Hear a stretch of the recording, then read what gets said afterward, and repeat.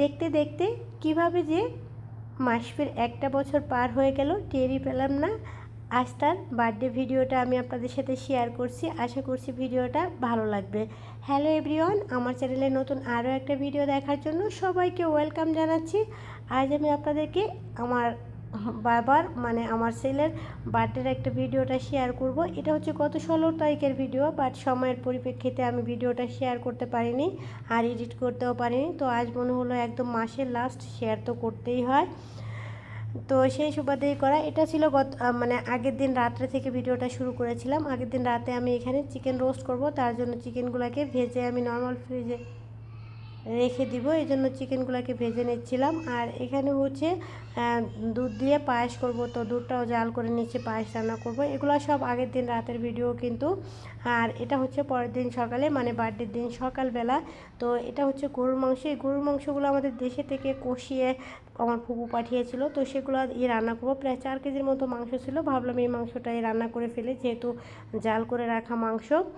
আর এখানে রোস্টগুলো আমি রাতে ভেজে রেখেছিলাম, তো আধা ঘন্টা আগে আমি বাইরে বের করে রেখেছি, যাতে করে উপরের প্রচুর ঠান্ডাটা খুব বেশি ঠান্ডা থাকলে ওটা সরে যায়। আর এখানে গরুর মাংসটা রান্না করব, এর জন্য আমি মশলাগুলোকে কষিয়ে নিচ্ছি। গরুর মাংসে যে সমস্ত মশলা লাগে সেগুলো দিয়ে এই মশলাগুলো কষিয়ে নিচ্ছি। আর এটা হচ্ছে পেঁয়াজ বেরেস্তা করছি একবারে বেশি করে, যেহেতু রোস্টের জন্য পেঁয়াজ বেরেস্তা রাখবে, পোলাওর জন্য এবং গরুর মাংসের জন্য, তো এই জন্য একেবারেই পেঁয়াজ বেরেস্তাটা সেরে নিচ্ছি। তো মাংসটাকে এখানে দিয়ে আমি একদম খুব ভালো করে কষিয়ে নিচ্ছি। যদিও ফুপু বাংলাদেশ থেকে একটু কষিয়ে পাঠিয়ে দিয়েছে, তারপরেও আমি এখানে ভালো করে কষিয়ে নিচ্ছি, যেহেতু এয়ারপোর্টে আসছে অনেক লেট হয়েছে। তো মাংসটা যদি কোনো স্মেল থাকে যাতে করে চলে যায়, সেজন্য একদম ভালো করে কষিয়ে নিয়েছি। আর এখানে হচ্ছে চিংড়ি মাছটা ভুনা করতেছি। আর গরুর মাংসটা কিন্তু অলরেডি আমার রান্না করা হয়ে গেছে। খুব বেশি আইটেমও আমার এখানে ছিল না, যেহেতু কোনো গেস্ট নাই, একদম ঘরোয়া পরিবেশে। তো চিংড়ি মাছটা ভুনা হয়ে গেছে, চিকেন রোস্টটাও আমার এখানে করা হয়ে গিয়েছে। চিকেন রোস্টটা কিন্তু অনেক বেশি মজার ছিল, এটা দেশি মুরগির চিকেন রোস্ট ছিল। বরাবরের মতো কিন্তু আমার এই চিকেন রোস্টের রেসিপি আমার কুকিং চ্যানেলে সবসময় থাকে, প্রতি ঈদেই আমি এটা শেয়ার করি। আর এখানে হচ্ছে সাদা সবজিটা রান্না করতেছি। আমি কিন্তু এই সাদা সবজিটা পোলাও রান্না করলেও নর্মালিও করে থাকি, কারণ এই সাদা সবজিটা আমাদের অনেকেই পছন্দ করে। তেমন কোনো গেস্ট ছিল না, যেহেতু আমার এক পরিচিত ফ্রেন্ড আর ফ্রেন্ডের হাজব্যান্ড আর হচ্ছে আমার দেবর, এটাই হচ্ছে গেস্টের ভিতরে, আর সব আমরা নিজেরাই। তো কোনো রকম গেস্ট ছাড়াই আর কি বার্থডে অনুষ্ঠানটা করেছিলাম। তো সাদা সবজিটাও কিন্তু এখানে রান্না হয়ে গিয়েছে।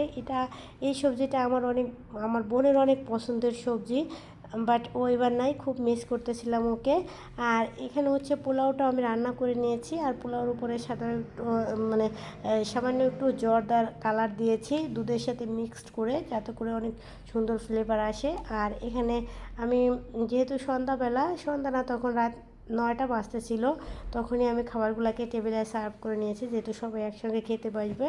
তো দেখতে পাচ্ছেন এবার কি করেছিলাম, একটু আপনাদেরকে দেখিয়ে দিয়ে আস্তে আস্তে করে। এখানে ছিল চিকেন রোস্ট, সাথে ছিল সালাদ,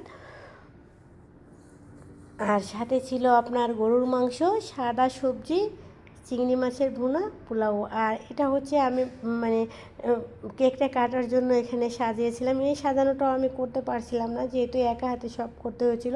এটা যে ভাইয়াকে আর ভাবিকে দাওয়াত করেছিলাম, ওরা এসে আমাকে এটা সাজিয়ে দিয়েছিল। এবার কাছের থেকে আমি আপনাদের সব খাবারগুলো একটু দেখিয়ে দিচ্ছি।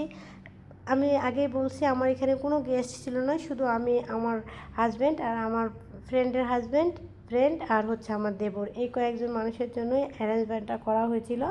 আর খাবারটা অলরেডি সবাই খেয়ে নিয়েছে। এটা হচ্ছে এবার কেক কাটার পর্ব। তো কেক কাটার পর্বে আমি ডেজার্ট আইটেমটা দিয়েছিলাম। ডেজার্টের ভিতরে ছিল এখানে আমি একটু ক্যান্ডেল দিয়ে পানির উপরে আর্টিফিশিয়াল ফুল দিয়ে ডেকোরেশন করেছিলাম, আর সাথে করেছিলাম হচ্ছে জর্দা পোলাও, এটা হচ্ছে পায়েস, আর সাথে ছিল চিপ চকলেট, আর কালোজাম মিষ্টিটাও আমি হাতে তৈরি করেছিলাম, যেহেতু যে ভাইয়া আসে উনি আমার হাতের এই কালোজাম মিষ্টিটা অনেক বেশি পছন্দ করে।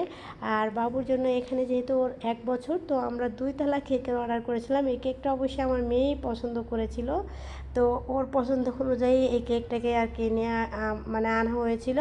আর এই যে হচ্ছে বেবিরা হচ্ছে আমার পাশের অ্যাপার্টমেন্টের, ওরা আফগানিস্তানের, তো ওদের নিয়েই আর কি এই কয়েকজন মানুষ নিয়েই আর কি আমার বাচ্চার বার্থডেটা করা হয়েছিল। খুব বেশি আয়োজন ছিল না, তো ছোটোখাটো ঘরোয়াভাবেই করা হয়েছিল। যেহেতু বিদেশের বাড়ি, এখানে আমাদের তেমন কোনো আত্মীয় স্বজনও নেই, তো ঘরোয়া পরিবেশ সেভাবেই আমি মানে বার্থডে অনুষ্ঠান করে নিয়েছি। আর আমার বার্থডে বয় তো খুব সুন্দর একটা ব্লেজার সেট পরে নিয়েছে, তাকে মাশাআল্লাহ অনেক বেশি সুন্দর লাগছিল। যদিও ওই দিন তার প্রচুর জ্বর ছিল, সে কিন্তু একদম হাঁটা চলা কিছুই করতে পারেনি।